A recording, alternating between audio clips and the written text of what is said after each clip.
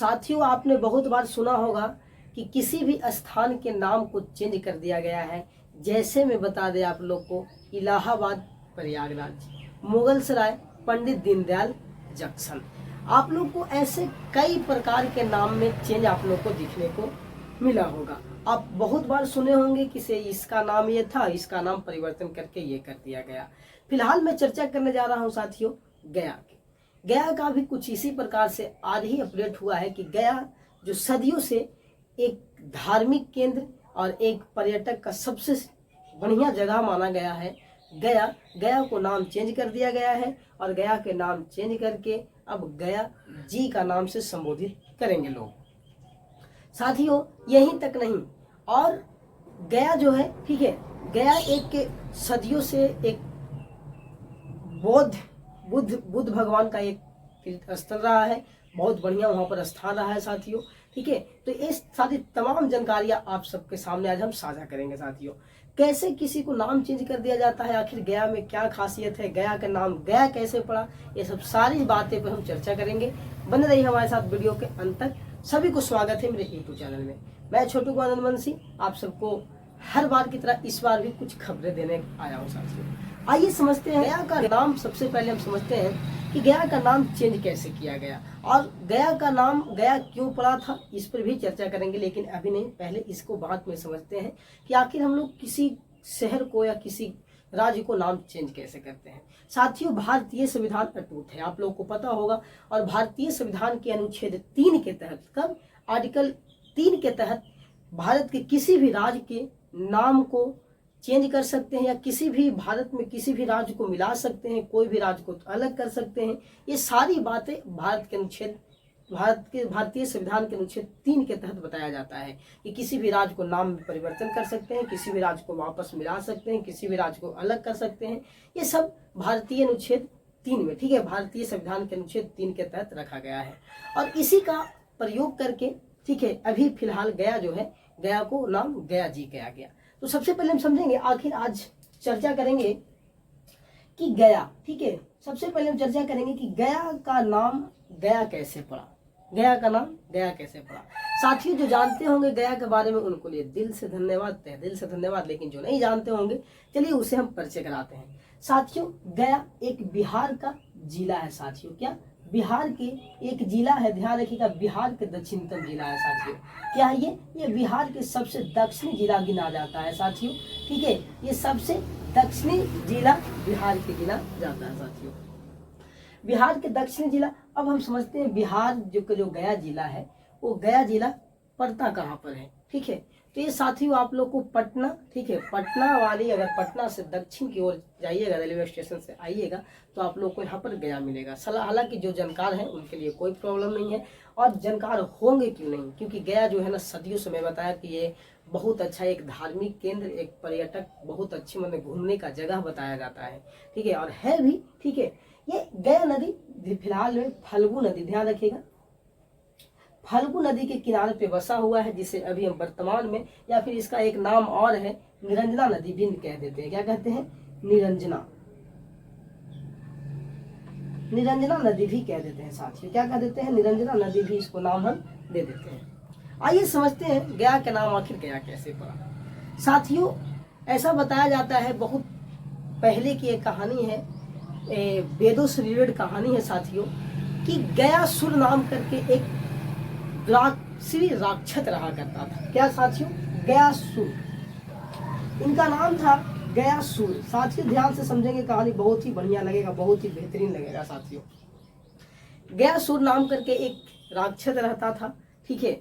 वहां पर ये जो राक्षस था, ये देवताओं को बहुत सताया करता था, बहुत ज्यादा सताया करता था साथियों। सभी देवताओं ने मिल करके ये निर्णय लिया कि इसे अंत करना बहुत जरूरी है, ठीक है, ये अंत करना बहुत जरूरी है। तो ऐसा माना जाता है कि ये जो राक्षस था, ये इसका भगवान से वरदान था, भगवान से वरदान था साथियों। बताया जाता है, अलग अलग जगहों पे अलग अलग कहानियां हैं, लेकिन मेरा कहानी कुछ अलग है साथियों। ऐसा बताया जाता है कि गयासुर नाम करके जो राक्षस था, ठीक है, इसे वरदान था कि वे जहाँ पे मारा जाएगा उसका नाम से एक शहर का निर्माण होगा साथियों, ऐसा बताया जाता है। और मैं चलिए कहानी के अंदर चलता हूँ। कहानी में ऐसा क्या होता है कि गयासुर को मारने के लिए सभी देवताओं ने एक मीटिंग बनाता है, और मीटिंग बना करके ये भगवान विष्णु के पास जाता है। भगवान विष्णु के पास जाने के बाद भगवान विष्णु की सारी कहानियां जो है, जो अत्याचार कर रहा था, जो भी बातें थी, वो सभी क्या करता है, साझा करता है। भगवान विष्णु ने ये बात को साझा में सब सुनते हुए, देखते हुए भगवान विष्णु ने उसे मारने का फैसला लेते हैं। जब भगवान विष्णु उनको मारने का फैसला लेते हैं, भगवान विष्णु अपने चक्र से गयासुर नाम करके राक्षस को क्या करते हैं, मार के ध्वस्त कर देते हैं। और मार के ध्वस्त करने के बाद क्या होता है कि उसका जो शरीर गिरता है, यही गया नगरी, यानी वहीं से हम लोग आज गया के नाम से जानते हैं। तो आप लोग कंफर्म हो चुके कि गया का नाम गया कैसे पड़ा साथियों। तो गया नाम करके एक गयासुर नाम करके एक राक्षस था, उसको वध से जो स्थान जहाँ पर वध हुआ, उस स्थान को क्या कहा गया, गया कहा गया।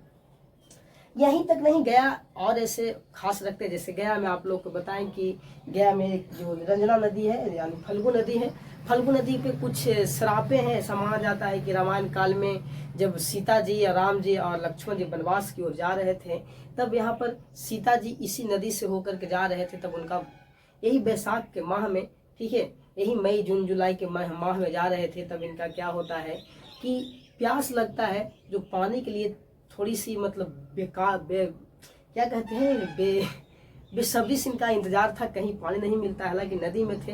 तो राम जी और राम जी से सीता जी कहते हैं कि हमें पानी की व्यवस्था कर दीजिए, इतना बड़ी नदी है, कहीं पानी होगी।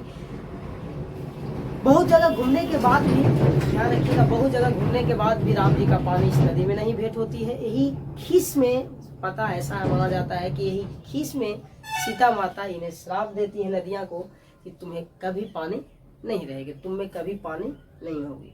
और यही माना जाता है कि यही श्राप के कारण जो रंजना नदी है उतना खलबली नहीं मचाती है बारिश के समय में, जैसे अदर नदियाँ, गंगा यमुना सरस्वती जो नदियाँ हैं, ये सब जो नदियाँ हैं और अदर प्रकार की नदियाँ हैं, बिहार के सुकोशी जो बहुत तूफान मचाती है, लेकिन ये उतना प्रकोप नहीं देखने को मिलती है, ऐसा माना जाता है। ठीक है, यहाँ तक क्यों हो गई बात। यहाँ एक और बात है साथियों, गया में, गया से कुछ दूर पर एक जगह का नाम है बोध गया।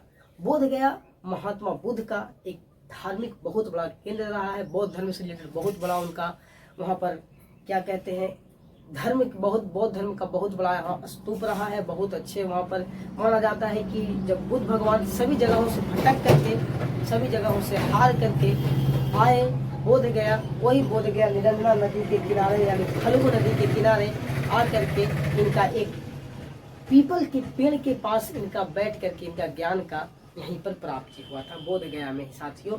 और यही बोध गया आज हम लोग, ठीक है, बुद्ध भगवान का केंद्र से नाम जानते हैं।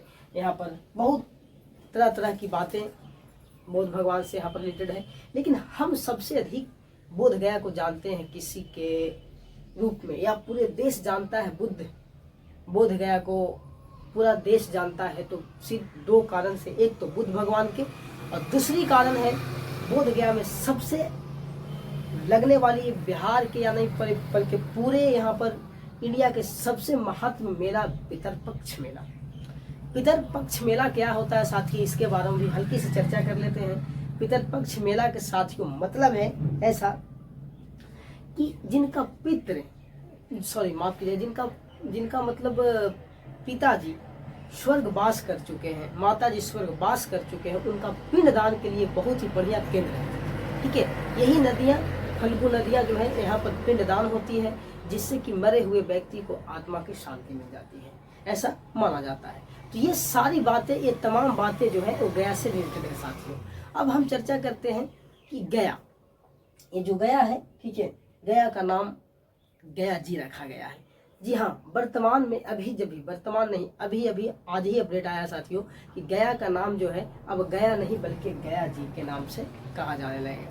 ये सारी तमाम कहानियां, हमें आशा है कि आप सबको अच्छा लगेगा, और बहुत से ऐसे व्यक्ति होंगे जो अभी गया के बारे में, इस चीज़ के बारे में नहीं परिचित होंगे, तो हमने परिचित कराने का कार्य किया है। आप लोग इस वीडियो में क्या समझें, वीडियो से क्या आप लोग को सीख मिला, ये आप लोग को कमेंट करके बतानी है। कुछ मुझसे गलतियां होगी उसे क्षमा करिएगा, क्योंकि मैं पहली बार ये वीडियो बनाया हूँ ताकि लोगों को समझा सकूँ बढ़िया से, और मुझे आशा है कि मैं इस वीडियो में प्रयास भी किया हूँ आप लोगों को समझाने का खूब बढ़िया तरह से। किसी प्रकार से कहीं लैंग्वेज में कोई तरह की प्रॉब्लम होगा उसके लिए हम क्षमा चाहेंगे साथियों। चलिए मिलेंगे नेक्स्ट वीडियो में साथियों, अभी इतना ही। जय हिंद।